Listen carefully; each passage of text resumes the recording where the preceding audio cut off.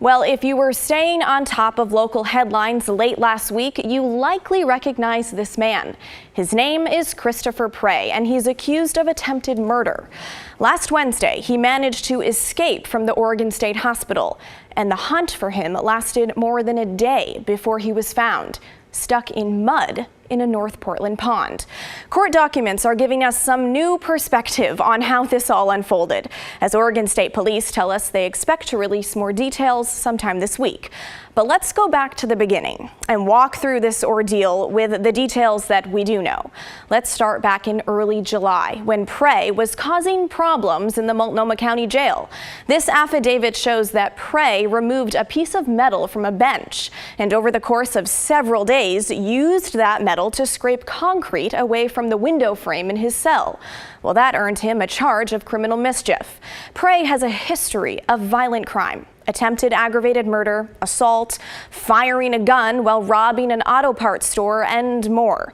On August 22nd, a judge found Prey was unable to understand the charges against him, therefore unable to aid and assist in his own defense, and ordered him taken to the state hospital for treatment.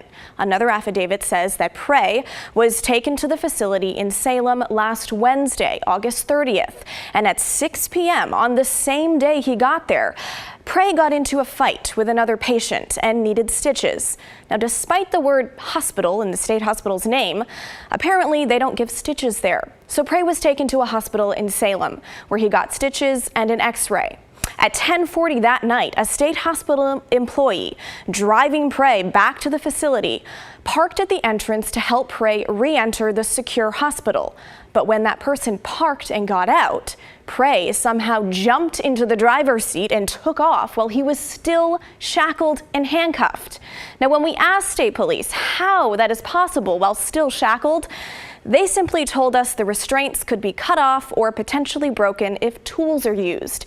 The Oregonian reports Salem police threw down spike strips to try and stop the van Prey was driving, but he was able to get around them, speeding south on I-5. Eventually, police called off the chase for public safety reasons. Now remember, this all happened late Wednesday night, with Prey last seen driving south on I-5. It was not until Thursday, around 11 a.m., nearly 12 hours later, that state police notified the public that an attempted murder suspect deemed unfit for trial was on the run. So why did it take 12 hours to alert the public? Here's what state police told us. OSP was not notified of the suspect's criminal history and was involved in attempting to search for and safely take the suspect into custody. And as our investigation revealed more information, we confirmed the information and made notification as soon as practical. So the hunt was on for Prey, with his name and picture broadcast all over the airwaves and on social media.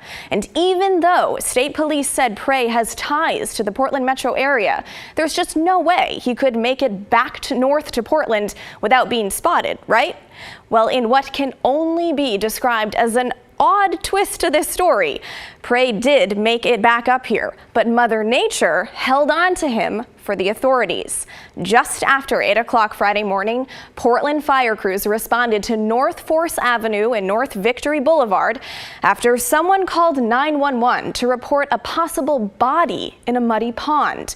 Crews arrived and found the person was alive, some 75 feet away from shore, struggling to move in the mud.